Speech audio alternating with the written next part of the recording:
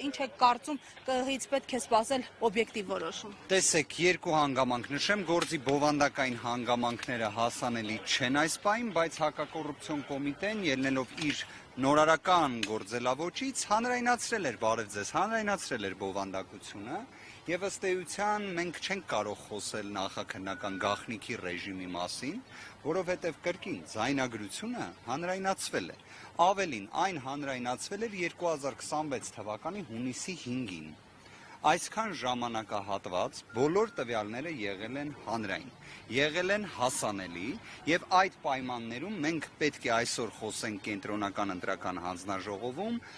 քրեական հետապնդում հարուցելու համաձայնության եւ ազատությունից զրկելու համաձայնության մասին։ Չէ՞ որ կալանքը վերաբերում է այնպիսի դեպքերին, երբ անձը կարող է խոչընդոտել, թաքնվել կամ կատարել նոր հանցանք։ Դուք ուզում եք ասել հունիսի 5-ից հանրային հասանելիություն ունեցող մի քրեական վարույթի վերաբերյալ ինչ ոչ պատշաճ վարքագծի ռիսկ կարող է լինել։ Երբ դուք բոլորը տեսել եք, ինչպես է Դավիթ Ղազենյան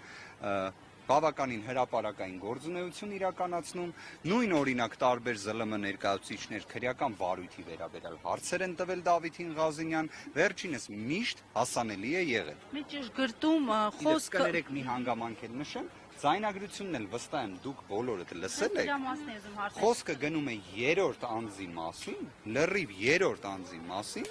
մեկ այլ անձի մասին զրույց ունենալու կոնտեքստ։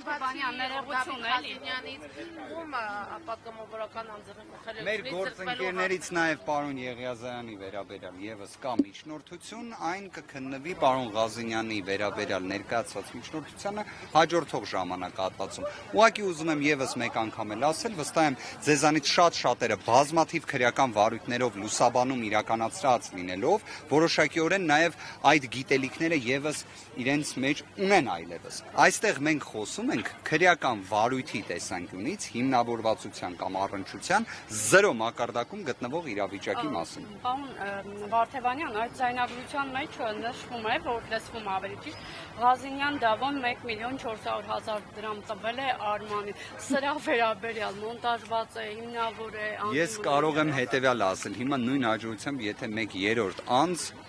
եկեք մեր ընկերոջ անվան փոխարեն ուրիշ անուն դնենք, էլի գալու էին քրեական վարույթ հարուցեին։ Հիմա օրինակ, եթե մի քաղաքացիական պայմանագիր կուսակցության անդամի վերաբերյալ դա լիներ։ Հիմա օրինակ, եթե մենք բաց հեռախոսակապով տենց խոսակցություն ունենանք եւ այն ձայնագրարվի, դրանից հետո քրեական վարույթ նախաձեռնելու ողջամտություն պետք է, գաղափար չունենք։ Փաստը նա է, որ Ղազենյան Դավիթի հետ որևէ առնչություն չունեցող անձը խոսում է իր մասին։ Ինչ իրավական հիմնավորվածության մասին ենք խոսում։ Այստեղ ես թե ձայնագրության, թե մոնտաժման այլ հանգամանքներին առանձին անդրադարձ կկատարեմ, բայց անձին վերագրել մի բան անձի հետ կապ չունեցող իրավիճակում խոսակցության պայմաններում, սա աբսուրդ է ուղղակի։ Պարոն Վարդևանյան, մեկ ճշգրտում էլի։ Վստահ եմ դատախազությունից պետք է ներկա լինի հսկող դատախազը,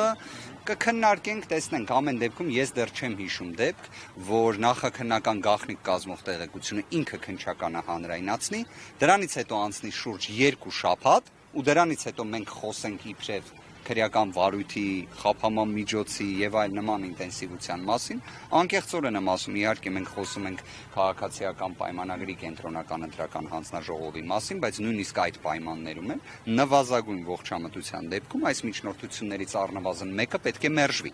Երկուսը, եթե իրականում խոսենք ժողովրդավարության մասին, քանի որ Սահմանադրական դատարանը հստակ արձանագրում է, որ այս միջնորդությունները ենթակա են մերժման, եթե իրենք ուղղված են անձի քաղաքական գործունեությանը միջամտելու։ Հիմա որևէ մեկը կարող է անաչառ դիրքերից ասել, որ այս ամենը քաղաքական գործունեության հետ առնչություն չունի։ Այսինքն ես դրա մասն եմ ուզում հետաքրքրվել, եթե հունիսի 5-ից հայտնի է եղել այս ամեն ինչը, անձը ոչ փախել է, ոչ խուսանավել է,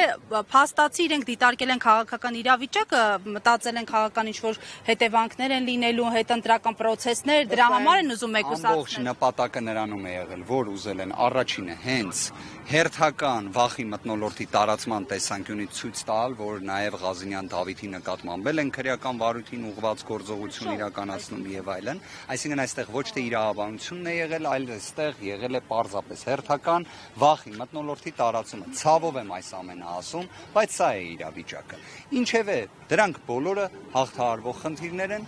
մոտենում է մեր ընկերը, հիմա կբարձրանանք արդեն։ Թող կարծում եմ մի քանի հանգամանք էլ հենց ինքը Ղազենյան Դավիթն էլ նշի։ Լավ։